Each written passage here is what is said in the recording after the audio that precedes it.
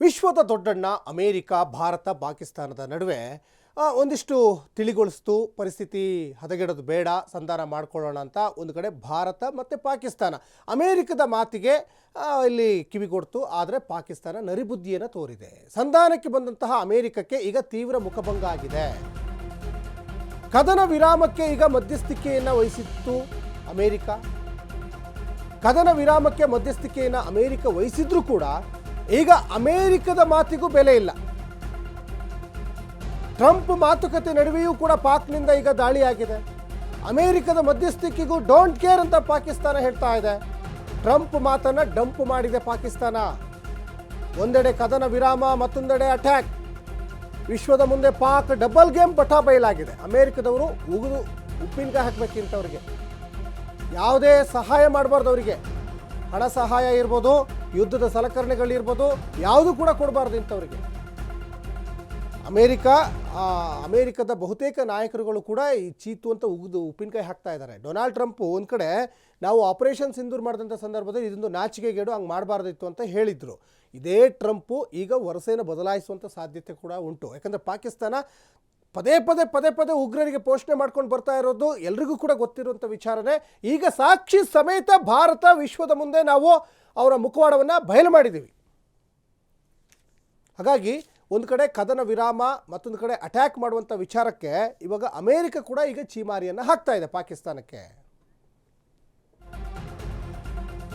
ಇನ್ನು ರಾಷ್ಟ್ರೀಯ ಭದ್ರತಾ ಸಲಹೆಗಾರ ಅಜಿತ್ ದೋವಲ್ಗೆ ಚೀನಾ ವಿದೇಶಾಂಗ ಸಚಿವರು ಕರೆ ಮಾಡಿದ್ದಾರೆ. ಭಾರತ ಮತ್ತು ಪಾಕಿಸ್ತಾನ ಕದನ ವಿರಾಮದ ಒಂದು ಕಡೆ ಚರ್ಚೆ ಆಗ್ತಾ ಇದೆ. ಯುದ್ಧವು ಭಾರತದ ಆಯ್ಕೆಯಲ್ಲ, ಇದು ರಾಷ್ಟ್ರೀಯ ಭದ್ರತಾ ಸಲಹೆಗಾರ ಅಜಿತ್ ದೋವಲ್ ಅವರ ಹೇಳಿಕೆ. ಶಾಶ್ವತವಾದ ಕದನ ವಿರಾಮಕ್ಕೆ ಚೀನಾ ಸಲಹೆ ಕೊಟ್ಟಿದೆ. ಒಂದು ಕಡೆ ಚೀನಾ ಸಲಹೆ ಕೊಡ್ತದೆ, ಮತ್ತೊಂದು ಕಡೆ ಪಾಕಿಸ್ತಾನಕ್ಕೆ ಸಪೋರ್ಟ್ ಕೊಡ್ತದೆ. ಭಾರತ ಮತ್ತು ಪಾಕಿಸ್ತಾನ ಸಂಯಮದಿಂದ ಇರಬೇಕು ಅಂತಲೂ ಹೇಳುತ್ತೆ. ಇದು ಏಷ್ಯಾದಲ್ಲಿ ಶಾಂತಿ ಕಾಪಾಡಲಿಕ್ಕೆ ಚೀನಾದಿಂದ ಮನವಿ. ಚೀನಾ ವಿದೇಶಾಂಗ ಸಚಿವ ವಾಂಗ್ ಯಿ ಮತ್ತು ರಾಷ್ಟ್ರೀಯ ಭದ್ರತಾ ಸಲಹೆಗಾರ ಅಜಿತ್ ದೋವಲ್ ಒಂದಿಷ್ಟು ಚರ್ಚೆಯನ್ನು ಮಾಡಿದ್ದಾರೆ. ಯುದ್ಧ ಆಯ್ಕೆ ಅಲ್ಲ, ಜಾಗತಿಕ ಮಟ್ಟದಲ್ಲಿ ಶಾಂತಿಯನ್ನು ನಾವು ಕಾಪಾಡಬೇಕು ಅನ್ನೋದಾದರೆ ಪಾಕಿಸ್ತಾನಕ್ಕೆ ಯಾಕೆ ನಿಮ್ಮ ಬೆಂಬಲ? ನಾವು ಪಾಕಿಸ್ತಾನಕ್ಕೆ ನಾವು ಬೆಂಬಲವನ್ನು ಸೂಚಿಸ್ತೀವಿ ಅಂತ ಯಾಕೆ ಹೇಳಿದ್ರಿ? ಹಾಗಾದರೆ ನೀವು ಜಾಗತಿಕ ಮಟ್ಟದಲ್ಲಿ ಶಾಂತಿ ಬಯಸೋದೇ ಆಗಿದ್ರೆ, ಯಾವುದೇ ಯುದ್ಧ ಇತ್ಯಾದಿ ಆಗಬಾರ್ದು ಅನ್ನೋ ದೃಷ್ಟಿಕೋನ ನಿಮಗಿದ್ರೆ ಮತ್ತೆ ಯಾಕೆ ಪಾಕಿಸ್ತಾನಕ್ಕೆ ನೀವು ಒಂದಿಷ್ಟು ಯುದ್ಧದ ಸಲಕರಣೆಗಳನ್ನು ಸಪ್ಲೈ ಮಾಡಲಿಕ್ಕೆ ಮುಂದಾಗ್ತಾ ಇದ್ದೀರಾ? ನಿಮ್ಮ ಸ್ಟ್ಯಾಂಡ್ ಏನು? ಹಾಗಾದರೆ ಚೀನಾ ವಿದೇಶಾಂಗ ಸಚಿವ ವಾಂಗ್ ಯಿ ಅದ್ರ ಜೊತೆಗೆ ರಾಷ್ಟ್ರೀಯ ಭದ್ರತಾ ಸಲಹೆಗಾರ ದೋವಲ್ ಚರ್ಚೆಯನ್ನು ಮಾಡಿದಾರಲ್ಲ. ಯಾಕಂದರೆ ನಮ್ಮ ಉದ್ದೇಶವೂ ಯುದ್ಧ ಆಗಲ್ಲ, ನಮ್ಮ ಉದ್ದೇಶವೂ ನಮಗೂ ಕೂಡ ಯುದ್ಧ ಬೇಡ. ನಮ್ಮ ಉದ್ದೇಶ ಇಷ್ಟೇ, ಉಗ್ರರ ಒಂದು ಹುಟ್ಟನ್ನು ಅಡಗಿಸಬೇಕು, ಉಗ್ರರನ್ನು ನಿರ್ನಾಮ ಮಾಡಬೇಕನ್ನೋದೇ ನಮ್ಮ ಉದ್ದೇಶ. ಮೊನ್ನೆ ಆಪರೇಷನ್ ಸಿಂಧೂರ್ ಏನು ಮಿಡ್ ನೈಟ್ ಆಪರೇಷನ್ ಆಯ್ತಲ್ಲ, ಅವತ್ತು ಕೂಡ ಪಾಕಿಸ್ತಾನದ ಸೈನಿಕರ ಮೇಲೆ, ಪಾಕಿಸ್ತಾನದ ನಾಗರಿಕರ ಮೇಲೆ ನಾವು ಅಟ್ಯಾಕ್ ಮಾಡಲೇ ಇಲ್ಲ. ವ್ಯವಸ್ಥಿತವಾಗಿ ಪಕ್ಕಾ ಪ್ರೀ ಪ್ಲ್ಯಾನ್ ಮಾಡಿಕೊಂಡು ಉಗ್ರರ ನೆಲೆಗಳನ್ನೇ ನಾವು ಇಲ್ಲಿ ನೆಲಸಮ ಮಾಡಿದ್ವಿ ಹೊರತು, ಅದನ್ನು ಅರ್ಥ ಮಾಡ್ಕೋಬೇಕು ಪಾಕಿಸ್ತಾನದವರು. ನರಿಬುದ್ಧಿ ಪಾಕಿಸ್ತಾನಕ್ಕೆ, ಕುತಂತ್ರಿ ಚೀನಾದ ಬೆಂಬಲ.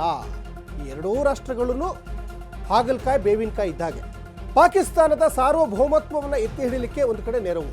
ಚೀನಾದ ವಿದೇಶಾಂಗ ಸಚಿವ ವಾಂಗ್ ಯಿ ಒಂದು ಕಡೆ ಹೇಳಿಕೆಯನ್ನು ಕೊಟ್ಟಿದ್ದಾರೆ. ಪಾಕಿಸ್ತಾನದ ಬೆಂಬಲಕ್ಕೆ ಚೀನಾ ದೇಶ ನಿಲ್ಲುತ್ತೆ. ಸವಾಲಿನ ಸಂದರ್ಭದಲ್ಲಿ ಪಾಕ್ ಸಂಯಮದಿಂದ ವರ್ತಿಸಿದೆ. ಪಾಕ್ ಪ್ರಧಾನಿ ಜೊತೆ ಕದನ ವಿರಾಮದ ಬಗ್ಗೆ ಚರ್ಚೆಯನ್ನು ಮಾಡ್ತೀವಿ. ಇದು ಚೀನಾ ವಿದೇಶಾಂಗ ಸಚಿವರು ಹೇಳ್ತಾ ಇರುವಂಥದ್ದು. ಉಗ್ರವಾದಕ್ಕೆ ವಿರೋಧವಿದೆ ಅನ್ನುತ್ತಾ ಪಾಕ್ಗೆ ನಾವು ಬೆಂಬಲವನ್ನು ಕೊಡ್ತಾ ಇದ್ದಾರೆ.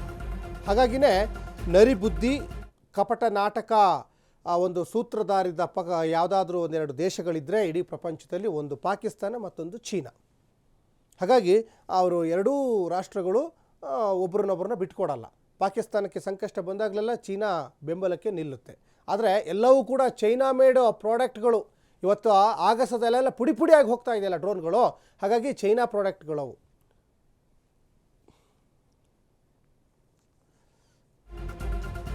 ಇನ್ನು ಭಾರತ ಪಾಕ್ ನಡುವೆ ಉದ್ವಿಗ್ನದ ಪರಿಸ್ಥಿತಿ ಮುಂದುವರಿತಾ ಇದೆ.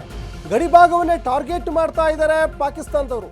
ರಾಜಸ್ಥಾನದ ಜೈಸಲ್ಮೇರ್ನಲ್ಲಿ ಪಾಕ್ನಿಂದ ಮತ್ತೆ ದಾಳಿ.